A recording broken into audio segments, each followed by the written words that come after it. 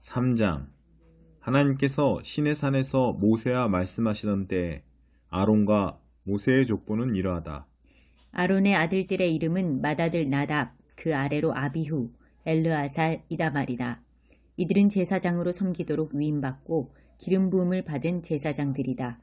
그러나 나답과 아비후는 신의 광야에서 규정에 어긋난 제물을 하나님께 드리다가 하나님 앞에서 죽었다.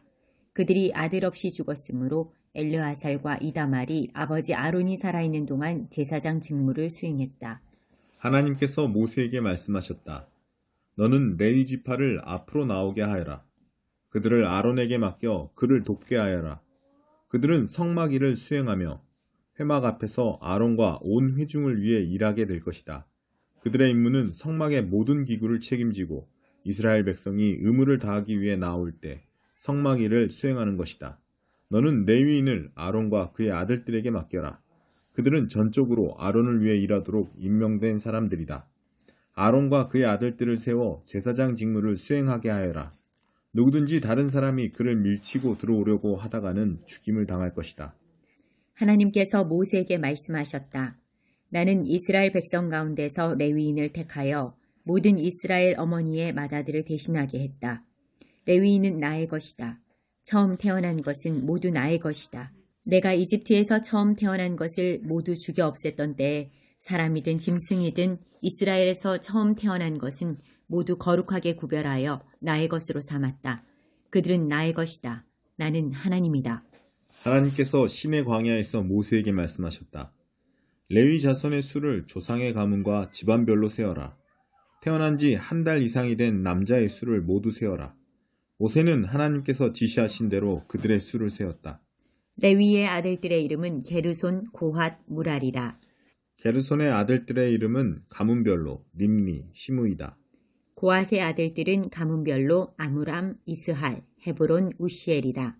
무라리의 아들들은 가문별로 마흘리, 무시다. 이는 가문별로 살펴본 네이의 자손이다. 게르손은 림니 가문과 시므이 가문의 조상이다. 이들은 게르손 가문으로 알려졌다.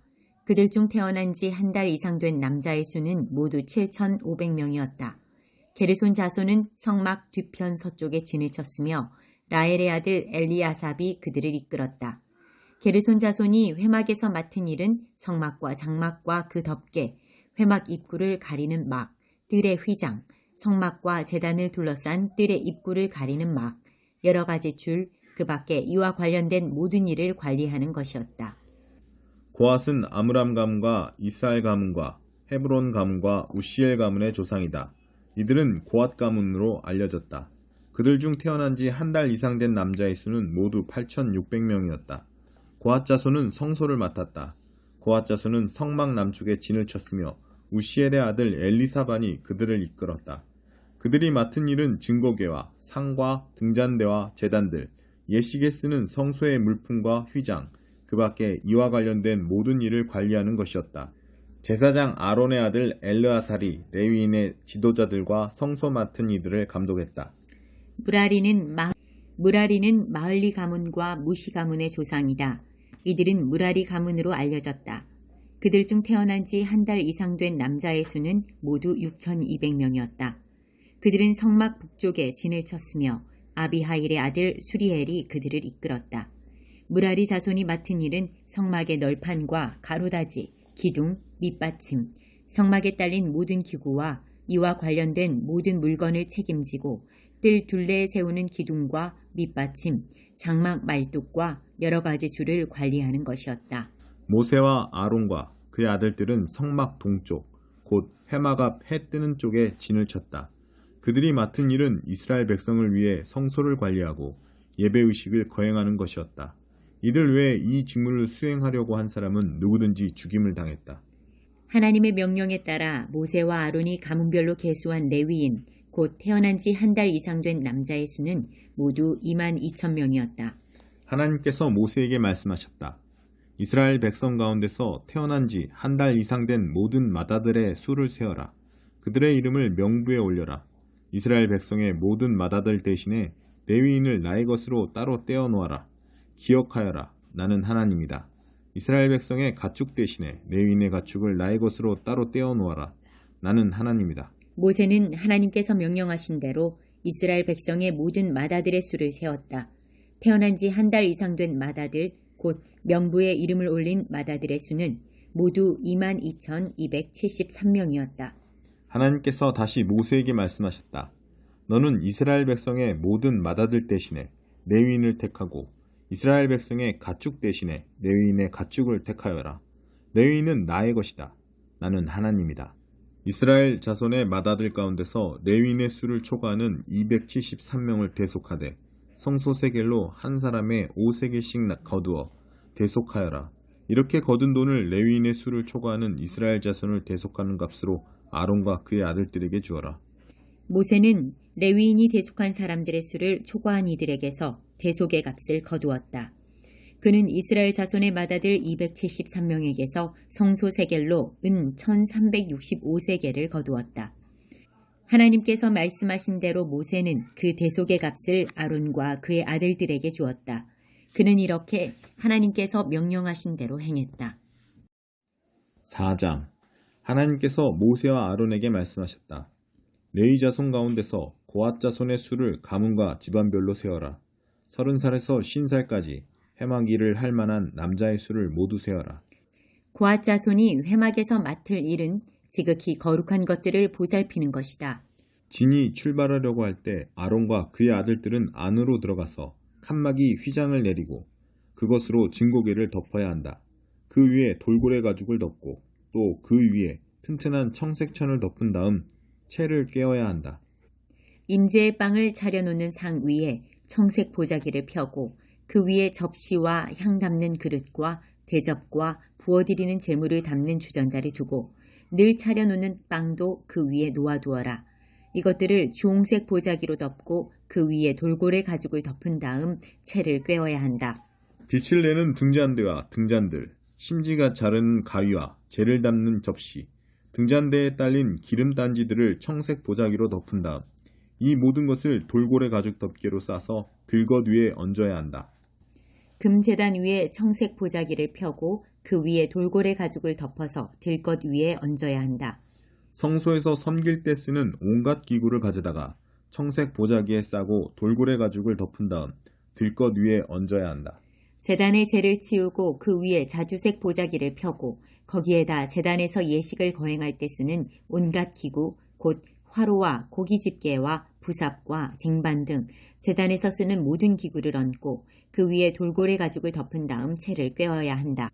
아론과 그의 아들들이 모든 거룩한 비품과 기구를 싸는 일을 마치고 진영이 출발할 준비가 되면 고앗 자손이 와서 그것들을 들고 날라야 한다. 이때 그 거룩한 물건들을 만져서는 안 된다. 만졌다가는 죽을 것이다. 고앗 자손이 맡은 임무는 회막 안에 있는 모든 물건을 들고 나르는 것이다. 제사장 아론의 아들 엘르아살은 등불에 쓰는 기름, 향기로운 향, 매일 바치는 곡식 제물, 거룩하게 구별하는 기름을 맡아야 한다. 또한 그는 성막 전체와 성막의 거룩한 비품과 기구를 포함한 성막 안의 모든 것을 맡아야 한다. 하나님께서 모세와 아론에게 말씀하셨다. 고앗 자손의 가문들이 레위인 가운데서 끊어지지 않게 하여라. 그들이 지극히 거룩한 곳에 가까이 갈 때 죽지 않고 살도록 그들을 보호하여라. 그들을 보호하기 위해 아론과 그의 아들들이 그들보다 먼저 성소 안으로 들어가서 각 사람이 해야 할 일과 날라야 할 것을 정해주어야 한다. 고앗 자손은 성소에 들어가서 거룩한 것들을 보아서는 안 된다. 잠깐이라도 보았다가는 죽을 것이다. 하나님께서 모세에게 말씀하셨다. 게르손 자손의 수를 조상의 가문과 집안별로 세어라. 30살에서 50살까지 회막 일을 할 만한 남자의 수를 모두 세어라. 게르손 자손의 가문과 집안은 무거운 짐을 나르는 일로 섬길 것이다. 그들은 성소와 회막의 휘장들, 장막 덮개와 그 위에 씌우는 돌고래 가죽 덮개, 회막 입구를 가리는 막, 거기에 딸린 여러 가지 줄, 그 밖에 성소에서 섬길 때 쓰는 모든 기구를 나르고 이와 관련된 일을 해야 한다. 그들은 아론과 그의 아들들의 감독 아래 짐을 들어 올리고 나르고 옮기는 모든 일을 수행해야 한다. 너는 그들이 날라야 할 것을 분명하게 정해주어라. 이것은 게르손 자손이 회막에서 할 일이다. 제사장 아론의 아들 이다말이 그들의 일을 감독할 것이다. 무라리 자손의 수를 조상의 집안별로 세어라. 30살에서 50살까지 회막일을 할 만한 남자의 수를 모두 세어라. 그들이 회막에서 맡은 일은 성막의 널판과 가로다지, 기둥과 밑받침, 뜰 둘레에 세우는 기둥과 밑받침, 장막 말뚝과 여러 가지 줄, 그리고 이것들을 사용하는 것과 관련된 모든 기구를 나르는 것이다. 너는 각 사람이 날라야 할 것을 정확하게 정해주어라. 이것은 무라리가 자손이 회막에서 제사장 아론의 아들 이다말의 감독 아래 해야 할 일이다. 모세와 아론과 회중의 지도자들은 고앗 자손의 수를 가문과 집안별로 세었다. 30살에서 50살까지 회막일을 하러 온 남자의 수를 가문별로 세어보니 모두 2,750명이었다. 이는 회막에서 섬긴 고앗 자손의 전체 수다. 모세와 아론은 하나님께서 모세를 통해 명령하신 대로 그들의 수를 세었다. 게르손 자손의 수도 가문과 집안별로 세었다. 30살에서 50살까지 회막 일을 하러 온 남자의 수를 가문과 집안별로 세어보니 모두 2,630명이었다. 이는 회막에서 섬긴 게르손 자손의 전체 수다. 모세와 아론은 하나님께서 명령하신 대로 그들의 수를 세었다. 무라리 자손의 수도 가문과 집안별로 세었다. 30살에서 50살까지 회막일을 하러 온 남자의 수를 가문별로 세어보니 모두 3,200명이었다. 이는 무라리 자손 가운데서 계수된 사람의 전체 수다. 모세와 아론은 하나님께서 모세를 통해 명령하신 대로 그들의 수를 세었다. 모세와 아론과 이스라엘의 지도자들은 모든 레위인의 수를 가문과 집안별로 세웠다. 30살에서 50살까지 회막 운반 작업을 하러 온 남자의 수는 모두 8,580명이었다. 모세는 하나님께서 명령하신 대로 각 사람이 할 일을 정해주고 날라야 할 것을 일러주었다. 이것은 하나님께서 모세에게 명령하신 대로 이스라엘 자손의 수를 계수한 이야기다. 5장. 하나님께서 모세에게 말씀하셨다. 너는 이스라엘 백성에게 명령하여 악성 피부병에 걸린 사람, 고름을 흘리는 사람, 죽음에 다 부정하게 된 사람을 진 안에 머물지 못하게 하여라. 남자와 여자 가리지 말고 똑같이 내보내라. 그들을 진 밖으로 내보내어 내가 그들 가운데 머물고 있는 진을 더럽히지 못하게 하여라. 이스라엘 백성은 그대로 행하여 그들을 진 안에 머물지 못하게 했다. 그들은 하나님께서 모세를 통해 명령하신 대로 행했다. 하나님께서 모세에게 말씀하셨다. 너는 이스라엘 백성에게 이렇게 일러주어라. 남자든 여자든 어떤 잘못을 저질렀으면 그 사람은 하나님과의 신뢰 관계를 끊은 것이므로 유죄다. 그는 반드시 자기 잘못을 고백해야 한다. 또한 그는 피해자에게 전액을 보상하고 거기에 5분의 1을 더해서 갚아야 한다. 그러나 피해자에게 보상을 받을 가까운 친척이 없으면 그 보상은 하나님의 것이므로 속죄에 쓰는 순양과 함께 제사장에게 주어야 한다. 이스라엘 백성이 제사장에게 가져오는 거룩한 제물은 모두 제사장의 것이다. 각 사람이 가져온 거룩한 제물은 그 사람의 것이지만 일단 제사장에게 준 것은 제사장의 것이 된다. 하나님께서 모세에게 말씀하셨다. 이스라엘 백성에게 이렇게 일러주어라. 한 남자의 아내가 바람을 피우고 남편을 배신한 채 다른 남자와 잠자리를 같이 하여 자기 몸을 더럽혔는데도 남편이 그 사실을 전혀 알아채지 못했다고 하자. 목격자도 없고 현장에서 잡힌 것도 아닌데 남편이 질투심에 사로잡혀 자기 아내가 부정하다고 의심할 경우, 또는 아내가 결백한데도 남편이 근거 없는 질투심에 사로잡혀 의심할 경우, 남편은 자기 아내를 제사장에게 데려가야 한다. 그는 자기 아내를 위해 보릿가루 2리터를 제물로 가져가야 한다. 그 제물에는 기름을 부어서도 안 되고 향을 섞어서도 안 된다. 그것은 질투 때문에 바친 곡식 제물, 죄를 밝히기 위해 바친 제물이기 때문이다. 제사장은 그 여자를 데려다가 하나님 앞에 세워야 한다. 그리고 옹기 항아리에 거룩한 물을 담아다가 성막 바닥에서 흙먼지 얼마를 긁어 그 물에 타야 한다. 제사장은 그 여자를 하나님 앞에 세운 다음 그 여자에게 머리를 풀게 하고 진상규명의 제물, 곧 질투 때문에 바친 곡식 제물을 그 여자의 두 손에 얹어 놓아야 한다. 제사장은 저주를 전하는 쓴 물을 손에 들고 그 여자에게 맹세시키면서 이렇게 말해야 한다. 그대가 다른 남자와 잠자리를 같이 한 적이 없고 그대가 남편과 결혼 생활을 하는 동안에 바람을 피워 몸을 더럽힌 일이 없으면 저주를 전하는 이 쓴 물이 그대를 해치지 않을 것이요. 그러나 그대가 남편과 결혼 생활을 하는 동안에 바람을 피우고 그대의 남편 외에 다른 남자와 잠자리를 같이 하여 자기 몸을 더럽혔으면 이 대목에서 제사장은 그 여자를 다음과 같이 저주해야 한다. 하나님께서 그대의 자궁을 오그라들게 하시고 그대의 배를 부풀어 오르게 하셔서 그대의 백성이 그대를 저주하고 욕하게 하실 것이요. 저주를 전하는 이 물이 그대의 몸속에 들어가서 그대의 배를 부풀어 오르게 하고 그대의 자궁을 오그라들게 할 것이요. 그러면 그 여자는 아멘 아멘 하고 말해야 한다. 제사장은 이 저주의 말을 두루마리에 적어서 쓴 물에 그 글자를 씻은 다음 저주를 전하는 쓴 물을 그 여자에게 주어야 한다. 이 물은 그 여자의 몸속에 들어가 심한 통증을 일으킬 것이다. 제사장은 그 여자의 손에서 질투 때문에 바친 곡식 제물을 한 움큼 받아 하나님 앞에 흔들어 바치고 제단으로 가져가야 한다. 제사장은 또 곡식 제물을 한 움큼 쥐고 그것을 진상규명의 제물로 삼아 제단 위에서 불살라 바쳐야 한다. 그런 다음 여자에게 그 물을 마시게 해야 한다. 저주를 전하는 물을 마셨을 때 그 여자가 자기 남편을 배반하고 몸을 더럽힌 일이 있으면 그 물이 그 여자의 몸속에 들어가 심한 통증을 일으킬 것이다. 그 여자의 배가 부풀어 오르고 자궁이 오그라들 것이다. 그 여자는 자기 백성 가운데서 저주를 받을 것이다.